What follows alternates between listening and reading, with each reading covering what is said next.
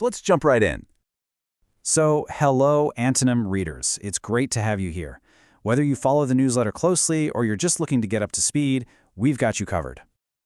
Yeah, you can think of this as your previously on for all the big ideas that have been swirling around about AI and strategy. We're going to boil it all down to what you really need to know.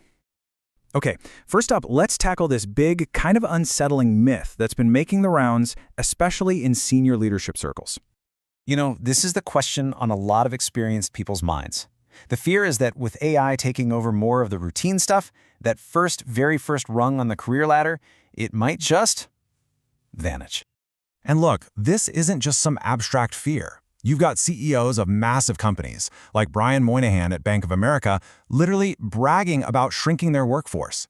When you hear that, it's easy to see why people are getting anxious. But here's the thing. The central argument in Antonym is that this way of thinking is a huge strategic mistake. In fact, it's called foolish, and the prediction is that companies who go down this path are going to have to backtrack and fast. So why? Well, it's because they'd be missing out on a massive competitive edge. We're talking about the AI native advantage. So what exactly is AI native talent? It's not just about knowing how to use the latest app. It's a whole different mindset. These are the people just starting their careers who are growing up with AI. They don't have that baggage of, well, this is how we've always done it.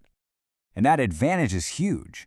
I mean, they're not afraid to experiment, they pick up new tools like it's nothing, and they come up with creative uses for AI that more experienced people might never even think of. Plus, you get all this capability at a reasonable cost, and they can literally change your company's culture from the bottom up. And this right here just nails the new reality perfectly. People used to joke about AI being like a bright intern. Well, the new math is that a real-life bright intern plus an AI assistant, that's an absolute powerhouse. It's a total game changer for innovation and getting things done. Okay, so hiring these AI natives is a no-brainer. But then you have to figure out which tools to use, right? And that means you have to cut through a mountain of hype. Luckily, the newsletter points to a fantastic guide for doing just that. This is where Sonia Drimmer's work is so brilliant. Her breakdown of tech PR is basically a masterclass in how to be skeptical. It gives you the tools to critically look at any AI claim, whether it's coming from a salesperson or from your own team.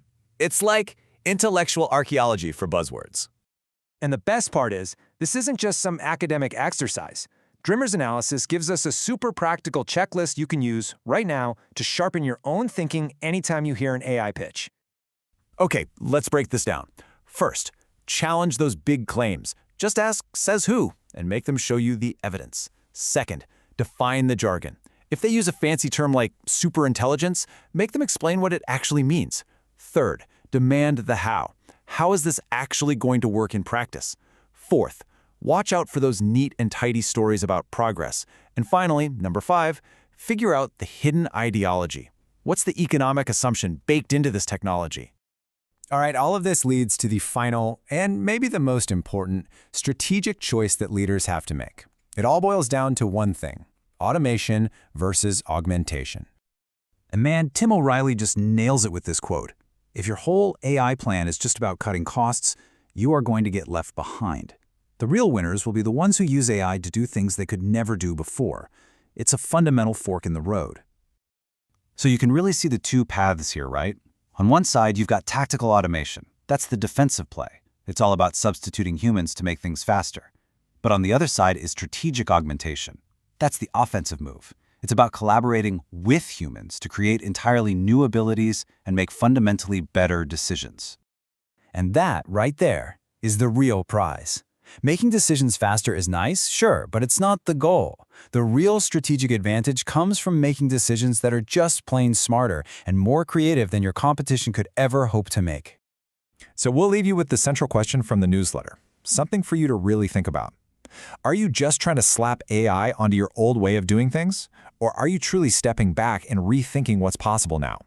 Because that difference, that's what's going to separate the winners from the losers in this next era.